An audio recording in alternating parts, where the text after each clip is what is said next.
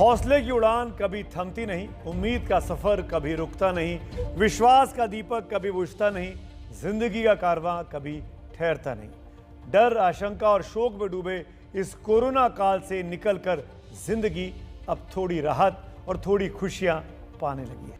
हवाओं से बुझ जाने वाले चिराग और होते हैं, इंसान की उम्मीद वो चिराग है जो तूफानों से टकराकर भी जलता रहता है।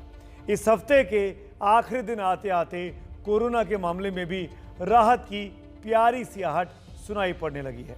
वैक्सीन की उम्मीद पूरी होने की तरफ बढ़ रही है, कोरोना के केस खत्म होने की तरफ बढ़ते जा रहे हैं।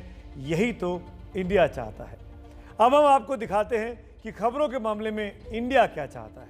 तो सबसे ज्यादा 46% इंडिया आज ये जानना चाहता है कि प्रधानमंत्री मोदी के दूसरे कार्यकाल का क्या है लेखा जोखा।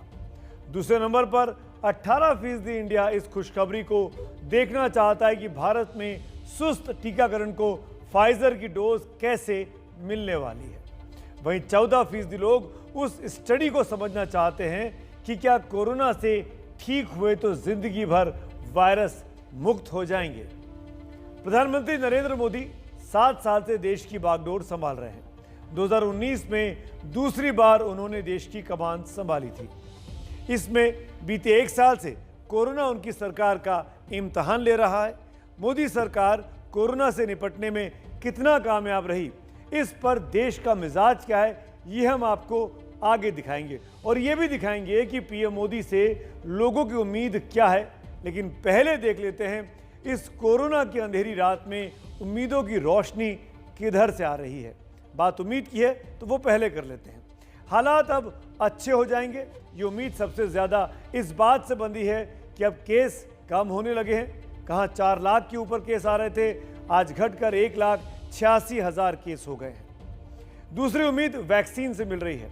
बीच में अचानक वैक्सीन का टोटा पड़ गया था, लेकिन अब विदेशी कंपनियों से भी वैक्सीन मिलने की उम्मीद जग रही है और उम्मीद है कि ये साल खत्म होने तक वैक्सीन का प्रॉपर इंतजाम देश में हो जाएगा।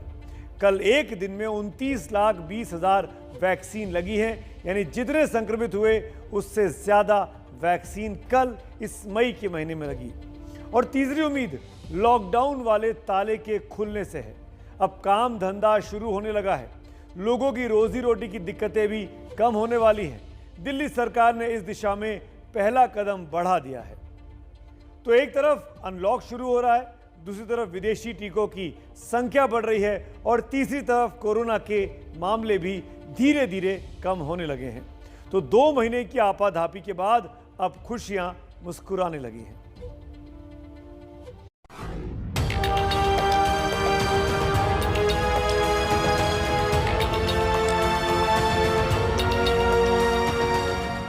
अब ऐसी तस्वीरों से छुटकारा मिलने लगा है क्योंकि तेजी से कम हो रहे हैं कोरोना केस।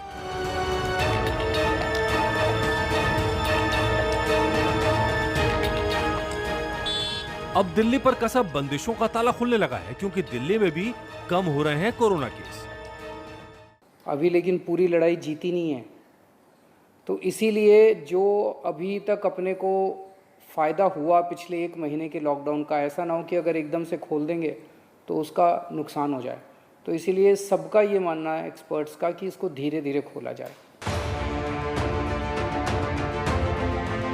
अब बढ़ने लगा है कोरोना से निजात पाने के लिए टीकाकरण का काम।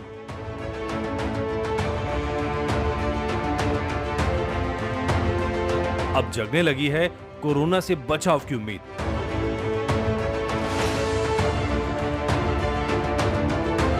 कोरोना के खिलाफ जंग में जीत की उम्मीद लौटने लगी है।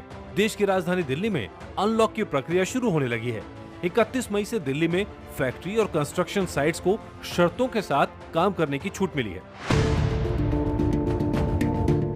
निर्धारित औद्योगिक क्षेत्रों में कुछ शर्तों के साथ फैक्ट्रियां खुलने लगेंगी। जहां किसी बाउंड्री के अंदर निर्माण कार्य हो सकता है, वहां इसकी इजाजत होगी और संस्थाएं जरूरी सावधानियों के साथ ये काम शुरू हो पाएंगे। ये वाला लॉकडाउन खत्म होगा तो अगले 1 हफ्ते के लिए इन 2 गतिविधियों को खोला जा रहा है, कंस्ट्रक्शन एक्टिविटीज़ को और फैक्ट्रीज़ को। इन 2 गतिविधियों को खोला जा रहा है। भोपाल में भी 1 जून से कोरोना कर्फ्यू हटाकर अनलॉक होने जा रहा है। इसी बारे में जागरूक करने के लिए साइकिल पर सवार होकर निकले कैबिनेट मंत्री विश्वास सारंग। जनता को भी इस बात के लिए अवेयर कर रहे हैं कि यदि अनलॉक होगा तो हमें कैसी आचार संहिता का पालन करना है। इसीलिए आज हम साइकिल पर सुबह सुबह निकले। हमारे साथ कलेक्टर है, एसपी है, और ये सुनिश्चित कर रहे हैं कि जन जागरण के माध्यम से अब हम तैयार हों कि हम भोपाल को अनलॉक। ऐसे में वैक्सीन की किल्लत से जूझ रहे देश को जल्दी फाइजर से भी गुड न्यूज मिल सकती है। फाइजर कंपनी से सरकार की बात चल रही है और उसने संकेत दिया है कि भारत को टीके उपलब्ध कराए जा सकते हैं।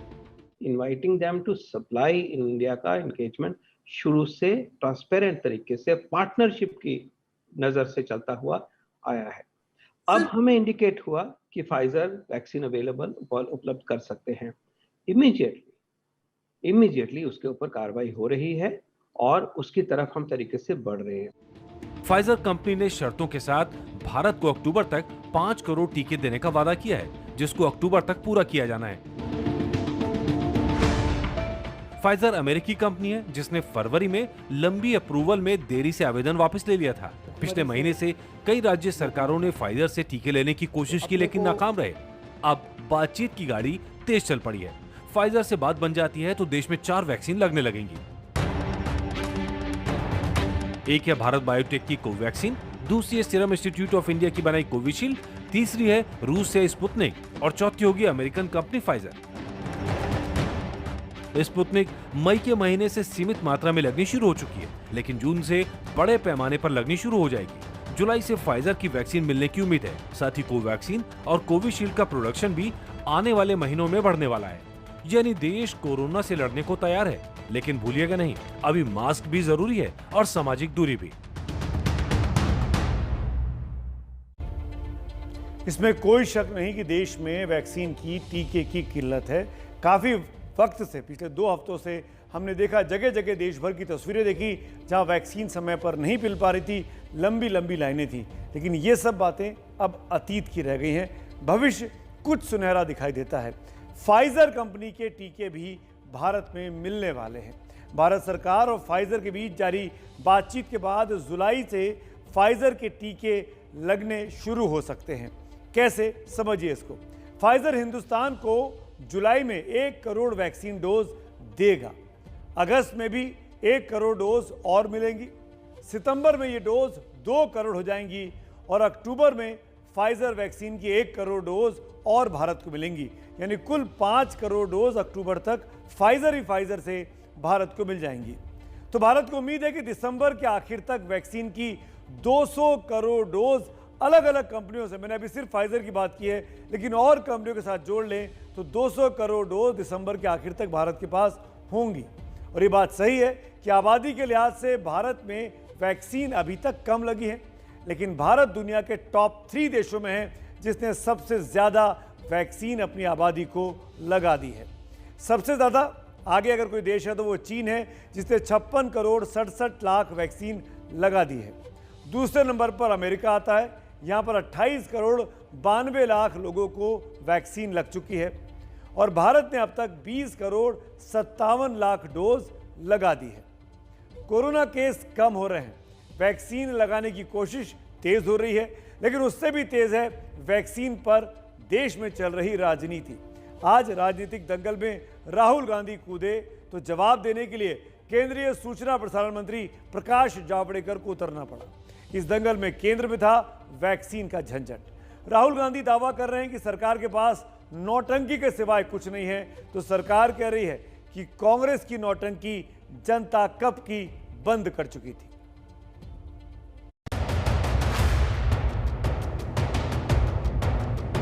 ये जो सेकंड वेव है, ये प्रधानमंत्री की जिम्मेदारी है। प्रधानमंत्री ने जो नौटंकी की, प्रधानमंत्री ने जो अपनी जिम्मेदारी पूरी नहीं की, इसका कारण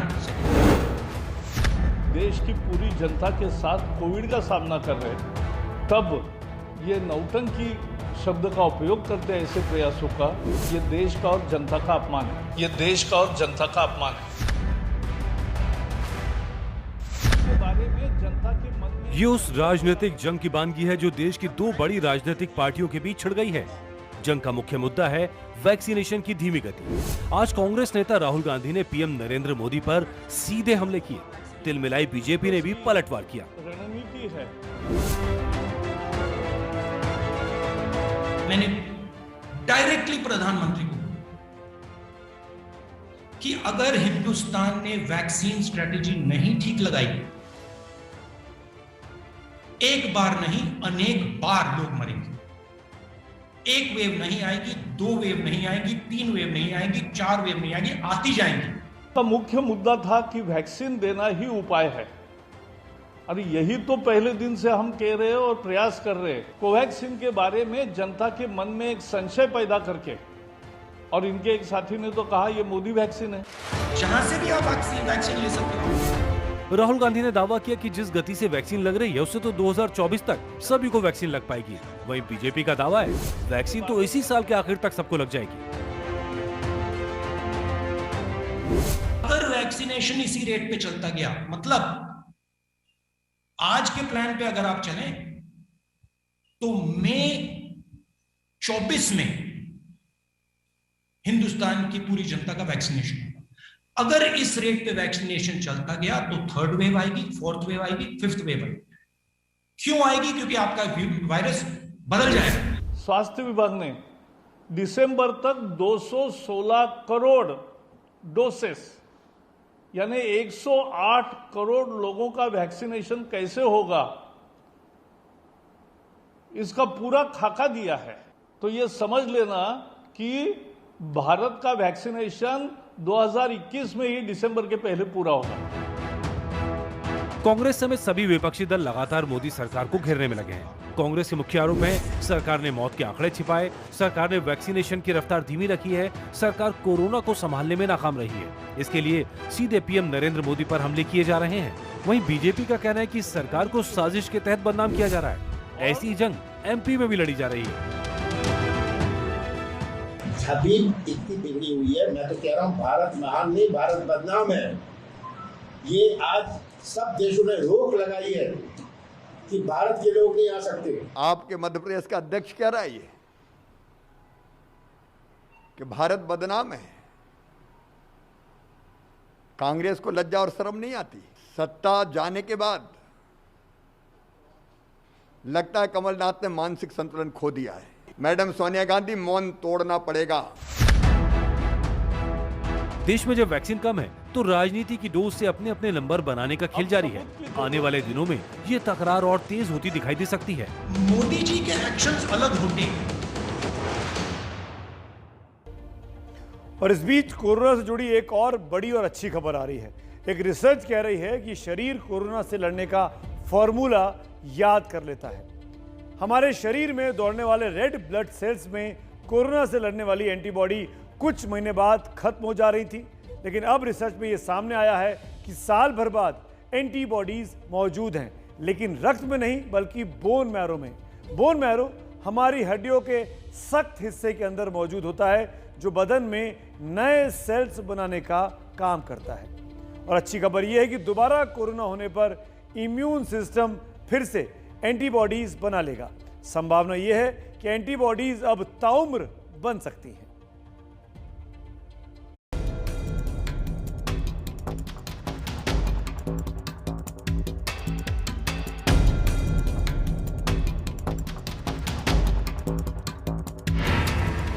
कोरोना से मजबूत है शरीर का सुरक्षा चक्र। लंबे समय तक काम कर रही है एंटीबॉडी। सेंट लुइस में Washington university school of medicine ने की है। 77 लोगों के हर 3 महीने में ब्लड टेस्ट किए गए। खून में एंटीबॉडी गिरती गई, लेकिन बोन मैरो में एंटीबॉडी मौजूद थी। 18 में से 15 लोगों के बोन मैरो में कोरोना से लड़ने का फार्मूला सुरक्षित था। 1 साल बाद भी बोन मैरो में फार्मूला मिलने का मतलब यह है कि वक्त पड़ने पर शरीर दोबारा एंटीबॉडी बना लेगा। नेचुरल इन्फेक्शन के बाद अच्छा प्रोटेक्शन हो रहा है, काफ़ी लंबे ड्यूरेशन तक प्रोटेक्शन हो रहा है। शुरू में आया था कि 6-7 महीने तक रह रहा है, फिर आया 9 महीने तक रह रहा है, अभी तक है। क्योंकि ये वायरस ही भी उतना पुराना है, हम आगे प्रोडिक्ट करना मुश्किल होता है। बट जिस तरीके से प्रोटेक्शन है, ये कहा जा सकता है कि हो सकता है और लंबे समय तक भी इसका जो है प्रोटेक्शन रहे। हालांकि अभी रिसर्च का दायरा छोटा है, सिर्फ 77 लोगों पर। वहीं दायरे का समय भी सीमित है। करीब 1 साल। लेकिन इससे ये अंदाजा लग सकता है कि एक बार कोरोना होने पर या वैक्सीन लगवाने पर शरीर लंबे समय तक कोरोना से लड़ने में सक्षम होता है। लेकिन कितने साल, ये जानने के लिए लंबी रिसर्च की जरूरत होगी। रिसर्च लगातार हो रही है। जिन्हें कोरोना हो चुका है उन्हें 3 महीने बाद टीका लगवाने की सलाह दी जा रही है। कोविशील्ड लगवाने के लिए 4 महीने बाद दूसरी डोज का निर्देश जारी किया गया है। ऐसा इसलिए क्योंकि इतने समय तक बदन में एंटीबॉडी बनी रहती है। लेकिन दूसरी स्टडी बता रही है कि वैक्सीन भी लंबे समय तक कारगर है। बायोलॉजी रिसर्च लैब BioRxiv ने दावा किया है शरीर में 12 महीने बाद भी एंटीबॉडी मौजूद थी। वैक्सीन का असर भी लंबे समय तक चलेगा। इम्यूनिटी वायरस के वेरिएंट्स पर भी काम करेगी। रिसर्च के मुताबिक जिन्हें कोरोना हुआ उन्हें बूस्टर डोज लेने की जरूरत नहीं पड़ी। वहीं जिन्होंने 2 डोज ली उन्हें तय वक्त के बाद तीसरी डोज भी लेनी पड़ी। अब तक ये माना जाता रहा है कि कुछ महीने में एंटीबॉडी खत्म हो जाते हैं और दोबारा कोरोना होने का खतरा मंडराने लगता है। रिसर्च बता रही है कि भगवान का बनाया डिफेंस सिस्टम अनुमान से कहीं मजबूत है। जिन लोगों ने कोरोना से लड़ा है या जिन्हें वैक्सीन लगी है वो लंबे समय तक कोरोना से आसानी से लड़ सकेंगे, शायद जीवन भर भी। और कोरोना से इन थोड़ी सी राहत भरी अच्छी खबर के बीच एक सच्चाई ये भी है कि कोरोना अभी गया नहीं है। सचेत रहने की आवश्यकता है और उससे बचाव और इलाज के साधन होने के लिए बहुत मुकम्मल जब तक इंतजाम नहीं होता तब तक आपको अपना बचाव खुद करना होगा। इसके लिए बहुत ज़रूरी है कि आप मास्क पहने। हमारी मुहिम है #MaskUpIndia। हम मास्क पहनने की आप सबसे अपील करते हैं और मुझे बहुत खुशी होती है कहते हुए कि हमारी इस मुहिम में सैकड़ों, हजारों, लाखों लोग अपनी भागीदारी दिखा रहे हैं। हर रोज़ जो मेरे पास सेल्फी आती हैं वो बहुत बड़ी तादाद में आती है। उनको चुनाव कर पाना हमारे लिए रोज़ कठिन चुनौती बनता जा रहा है। आप तमाम लोग जो मास्क पहनकर अपनी सेल्फी भेजते हैं वो दरअसल इस देश के असली सेवक हैं, हीरो हैं। हमारी कोशिश है कि आपकी तस्वीरों को दिखाकर हम देश की बाकी आवाम को, बाकी जनता को समझा सकें, प्रेरित कर सकें कि वो भी मास्क पहनने का प्रण करें और जब तक कोरोना नहीं जाता है तब तक मास्क ज़रूर पहन कर रखें। और जब आप किसी भी तरीके से आप मास्क पहनते हैं तो डबल मास्क पहने तो ज़्यादा बेहतर रहेगा।